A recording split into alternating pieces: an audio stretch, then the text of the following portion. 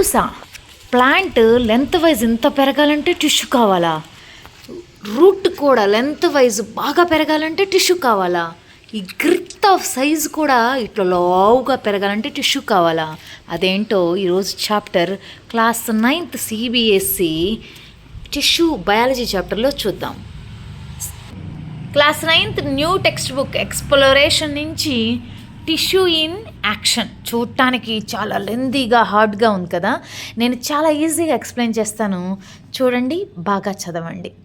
మనకి tissues for growth in plants గ్రోత్కి tissues use అవుతాయి అంటే యూజ్ అవుతాయి.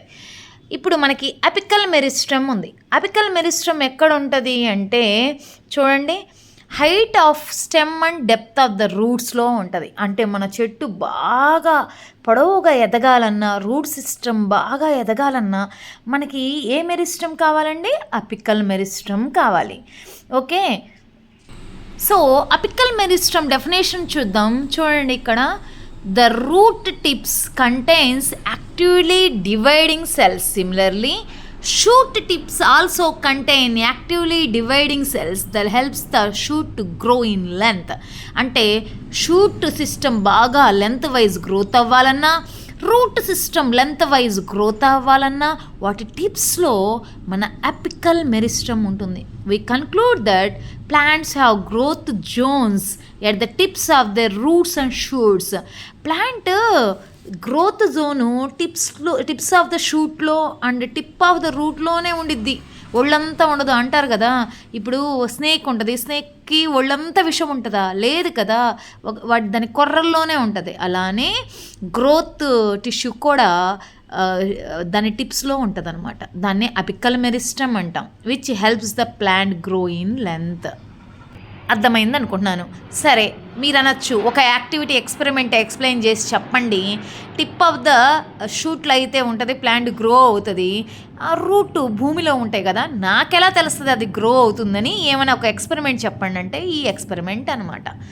అందరు చూస్తే జార్ ఏ జార్ బేలో వాటర్ పోసుకోండి, ఆనియన్ బల్బ్ తీసుకోండి, ఇంట్లోనే మొలకలు వస్తాయి. అలాంటి బల్బు తీసుకుంటే ఇక్కడ ఫుల్లుగా రూట్ హెయిర్ ఫుల్ గ్రో అవుతుంది. సర్టెన్ ఇంచెస్ గ్రో అయ్యాక మనం ఏం చేస్తామంటే ఒక జార్ ఏలో కట్ చేసేద్దాం రూట్ టిప్స్ని. ఆ టిప్స్తో పాటు మన అపికల్ మెరిస్టమ్ కూడా పోద్ది అనమాట, దాని నుంచి వెళ్ళిపోద్ది. జార్ బీని మాత్రం అంతే ఉంచి గ్రోత్ని క్యాలిక్యులేట్ చేసి రాద్దాం. జార్ బీలో గ్రోత్ అనేది ఇంకా అవుతూనే ఉంటుంది, ఆ రూట్ హెయిర్ పెరుగుతూనే ఉంటాయి. కన్క్లూజన్ ఏంటి? దాంట్లో జార్ బీలో ఏముంది రూట్ హెయిర్లో అంటే అపికల్ మెరిస్టమ్ ఉంది, which promotes the growth. Jar ఏలో ఏమైంది? మనం కట్ చేసి పడేసాం కదా, మరి మెరిస్టమ్ లేదు కదా, మరి గ్రోత్ స్టాప్ అవుతుంది కదా. అదనమాట, అది ఈ యాక్టివిటీ. అర్థమైంది అనుకుంటున్నాను మీ అందరికీ. ఇగో చూడండి, roots in jar A contains grow in length అంటే నేను చెప్పిందేమో జార్ బి గురించి, అర్థమైందా? మీరేమో జార్ ఏలో ఏమైంది మీ టెక్స్ట్ బుక్ ప్రకారం? నేనైతే జార్ ఏలో కట్ చేసుకున్నా, జార్ ఏలో continue grow in length, jar A cut చేయలే. కానీ roots in jar B stop growing after the tips or tips cut చేయగానే జార్ బీలో లెంత్ అయిపోయింది. Shows the root grow only from the tips consist of cell which divide continuously. ఇప్పుడు మీరు చూస్తే jar ఏలో growth అనేది కంటిన్యూ అవుతుంది, ఎందుకంటే జార్ ఏలో టిప్స్ కట్ చేయలేదు, అంటే దాంట్లో ఎవరున్నారు? మెరిస్టమాటిక్ టిష్యూ ఉంది.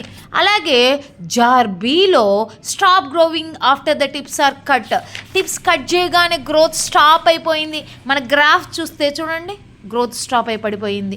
జార్ ఏలు మాత్రం గ్రోత్ కంటిన్యూ అవుతూనే ఉంది. కావంటే మీరు records day 1, day 2, day 3, day 4, day 5 అట్లా మార్క్ చేస్తూనే ఉండండి, అప్పుడు మీకు రిజల్ట్ వస్తుంది. ఈ ఎక్స్పెరిమెంట్ బాగుంటుంది, ఇంట్లో కూడా చేసుకోవచ్చు. కాబట్టి ఫైనల్లీ ఏం కన్క్లూడ్ చేస్తాము? This shows the root grow only from their tips. The tips consist of cells which divide continuously. So ఆ టిప్స్లో ఏముంటాయి? అపికల్ మెరిస్టమ్ ఉంటాయి. అది టిష్యూ అయినా, టిష్యూ అంటే ఏంటి?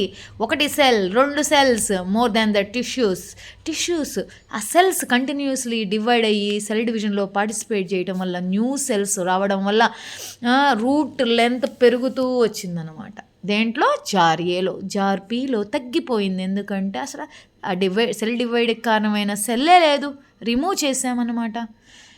ఈ టాపిక్ మీకు అర్థమైతే ప్లీజ్ లైక్ చేయండి, మీ ఫ్రెండ్స్కి షేర్ చేయండి. Next lateral meristem. నేను ఇందాక చూపించినట్టు లేటరల్ మెరిస్ట్రమ్ ఎందుకు యూజ్ అవుతుందంటే ఇదిగోండి, ఇక్కడ ఇందా చూపించాను. ప్లాంట్ నాటినప్పుడు అందరికీ ఇట్లా లావుగా అవ్వాలి, స్టెమ్ గ్రిత్ సైజ్ పెరగాలనుకుంటాం కదా. మరి అది పెరగాలంటే సెల్ డివిజన్స్ జరగాలి. ఇప్పుడు సెల్ ఇక్కడ ఒక 10 ఉన్నాయి అనుకున్నాం, సన్నగా ఉంది, ఏమో 100 అయితే లావ్ అయిద్దేమో, 1000 అయితే ఇంకా లావ్ అయిద్దేమో. అట్లా న్యూ సెల్ ఫామ్ అవ్వాలంటే ఏం జరగాలి? సెల్ డివిజన్ జరగాలి.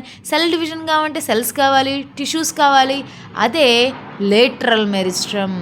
నిజంగానే సెల్ డివిజన్ జరిగిందా లేదా గుర్తు.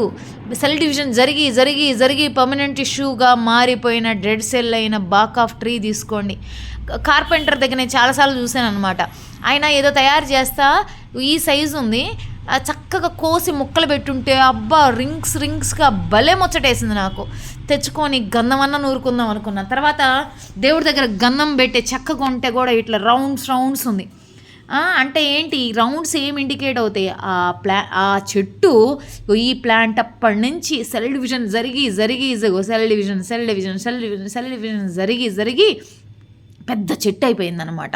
చాలామంది సైంటిస్టులు ఈ రింగ్స్ని బట్టి చెట్టు ఏజ్ చెప్పమన్నా చెప్తారు తెలుసా. ఏజెస్ ఆఫ్ ట్రీ అట్లానే డిటర్మైన్ చేస్తారు. ఇది TS of tree, trunk showing annual growth rings. ప్రతి ఇయర్ రింగ్స్ వస్తాయి అనమాట. దాన్ని బట్టి దాని ఏజ్ తెలుస్తుంది. ఓకే, అర్థమైందా? ఇది అబౌట్ ద లేటరల్ మెరిస్ట్రమ్. దీనివల్ల గ్రిత్ ఆఫ్ ద ప్లాంట్ పెరిగిద్ది అనమాట. ఒక్కసారి రీడ్ చేస్తాను చూడండి. The increase in growth occurs due to presence of actively dividing cells arranged in a ring in the stem. These cells divide, produce new cells inside and outside in a concentric manner, leading to an increase in diameter of stem. This meristematic tissue is called lateral meristem. అంటే ఏంటంటే కొంచెండి first growth of the stem ఇంత ఉందనుకున్నాం. బుజ్జి plant cell division అయ్యి growth of the stem పెరిగింది అంటే ఆ సర్కిల్లో డయామీటర్ సైజ్ పెరిగింది కదా, ఇంకా పెరిగింది డయామీటర్ సైజ్. ఇంకో ఇయర్కి ఇంకా పెరిగింది డయామీటర్, ఇంకా పెరిగింది. అలా రౌండ్స్ అన్నీ ఫామ్ అయ్యి రౌండ్స్ అలానే కదా ఫామ్ అయ్యేది. ఇది ఏజెస్ని తెలిపిద్ది అనమాట. ట్రీ ఏజ్ కనిపెట్టేయచ్చు. ఈ విధంగా చూడు, ఇంత బుజ్జిగున్న గ్రిత్ ఆఫ్ ద స్టెమ్ ఇంత బుజ్జిగున్నది, ఇట్లా ఇంత లావు ట్రీ అయిందంటే బికాజ్ ఆఫ్ ఏ మెరిస్ట్రమ్ అమ్మ? Lateral meristem. ఇంకా last one intercalary meristem. ఇప్పుడు నేను మీ ఇంటికి వచ్చానమ్మా, మందార చెట్టు భలే ఉంది మీ గార్డెన్లో, అమ్మ ఒక కొమ్మి అమ్మ మందారం, లేకపోతే రోజు ఒక కొమ్మి అమ్మ నేను నాటుకుంటానని చెప్పాను. అప్పుడు నువ్వు ప్లెయిన్ స్టెమ్ ఇస్తే అది అసలు నాకు పెరగదు, వేస్ట్. న్యూ బ్రాంచెస్ ప్రమోట్ చేయదు అది. నీకు న్యూ బ్రాంచెస్ కావాలంటే చూడమ్మా, ముళ్ళుగా మీకు కనిపిస్తున్నాయో లేదో నోడ్స్ అంటారు. ఈ నోడ్స్ ఉన్న కొమ్మి ఇచ్చామనుకో, నీ ఇంటికి వెళ్ళి నాటగానే చూడమ్మా బ్రాంచెస్ వచ్చేసినాయి. అబ్బబ్బా బ్రాంచ్ వచ్చి కొత్త ఆకులు వచ్చి బ్రాంచ్ వచ్చి కొత్త ఆకులు వస్తే కొత్త ట్రీ కొత్త ప్లాంట్ వచ్చేసినట్టే కదా. New branch arising from the nodes of the stem.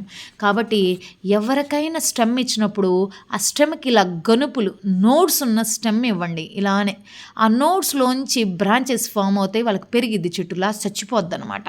So nodes పెరిగినాయి అంటే అర్థం ఏంటి? ఇప్పుడు చూడమ్మా, ఇది ఒక నోడ్, ప్లాంట్ నోడ్ అనుకున్నాం, ఇది ఒక ప్లాంట్ నోడ్ అనుకున్నాం. కొన్ని రోజులకి ప్లాంట్ పొడవుగా అయినప్పుడు ఈ నోడ్ ఇక్కడికి వెళ్ళిపోయిద్ది అనమాట. అలా వెళ్తే సపోజ్ ఈ నోడ్ జుడు దగ్గరగా ఉన్నది కాస్త ఇప్పుడు దూరం అయిందంటే ప్లాంట్ సైజ్ ఇంక్రీజ్ అయినట్టేగా, ప్లాంట్ పెరిగినట్టే కదా. ఎవరి వల్ల పెరిగింది? ఆ నోడ్స్లో గ్యాప్ సైజ్ ఎందుకు పెరిగింది అంటే ఇంటర్ క్యాలరీ మెరిస్టమ్ ఉండటం వల్లే మనం న్యూ బ్రాంచెస్ వస్తాయి నోడ్స్ పక్కన అనమాట. అర్థమైంది అనుకున్నాను అందరికీ. Okay, so how do plants grow after being cutting కూడా అంటే బికాజ్ ఆఫ్ ఇంటర్ నోడ్స్. దాంట్లో ఉండే మెరిస్టము ఇంటర్ క్యాలరీ మెరిస్టమ్ అనమాట. సో ఇంటర్ నోడ్స్ చూసుకోండి. The intercalary meristem is located at the base of internode just above the node. The node is point on plant where the branches leaves arise. The part of the stem between the two nodes is called internodes. ఇక్కడ branches arrive అంటే ఇక్కడ ఎవరున్నారు, node ఉన్నారు. అర్థమవుతుందా? Next you may also observe that when he hedge around a garden is cut after sometimes more branches appear again giving a hedge of bushy appearance. Grass also appear after some being more grazed by. This happens because of the presence of intercalary meristome on nodes of its stem. The meristematic tissue యొక్క intercalary meristome. కొంతమంది అమ్మ ఏందమ్మా పొడవుగా పెరుగుతుంది చెట్టు, పైన కొమ్మలు cut చేసేసే bush లాగా వస్తుంది అంటే మన వాళ్ళు ఎత్తుకున్న చెట్టుని కట్ చేస్తే నిజంగానే బుష్ లాగా వస్తుంది. ఎందుకంటే ఇంటర్కాలరీ మెరిస్టమ్ అయ్యయ్యో ఎవరో కట్ చేసేసారే లెంత్ని, మనం ఇంటర్కాలరీ నుంచి బ్రాంచెస్ ప్రొడ్యూస్ చేద్దామని చెప్పి చక్కగా బ్రాంచెస్ ప్రొడ్యూస్ చేసి బుష్గా, అందరికీ తెలిసింది గార్డెనింగ్ చేసే వాళ్ళకి, చెట్టుని లెంత్ తగ్గించే కొద్దీ బాగా కొత్తగా బుష్ లాగా వస్తుంది అనమాట. సో ఇది పెరిగే వయసు. పెరిగే వయసులో ఉన్న టిష్యూ పేరు మెరిస్టమాటిక్ టిష్యూ. ఇప్పుడు పెరిగే పిల్లల్లో ఉన్నట్టు దీంట్లో కూడా పెరిగే చెట్టులో ఉండేది మెరిస్టమాటిక్ టిష్యూ. ఆ మెరిస్టమాటిక్ టిష్యూ లెంత్ని ఇంక్రీజ్ చేయగలిగిద్ది, గ్రిత్ని ఇంక్రీజ్ చేయగలిగిద్ది, ఏమైనా రిపేర్స్ వస్తే రీగ్రోత్కి అవకాశం అవుతుంది. లెంత్ని స్టెమ్ టిప్స్లో, రూట్ టిప్స్లో లెంత్ వైజ్ ఉండేది అపికల్ మెరిస్టమ్. ఓకే, గ్రిత్ ఇగో ఇట్లా లావుగా స్టెమ్ రావాలంటే, డయామీటర్ పెరగాలంటే, ఇలా ఉన్న చెట్టు ఇలా డయామీటర్ పెరగాలంటే దాన్ని లేటర్ మెరిస్టమ్ అంటాం. నెక్స్ట్ న్యూ ప్లాంట్స్ రావాలంటే ఎక్కడైతే బ్రాంచెస్ వస్తాయో అక్కడ నోడ్స్, ఇంటర్ నోడ్స్ అంటాం, దాన్ని ఇంటర్కాలరీ మెరిస్టమ్ అంటాం.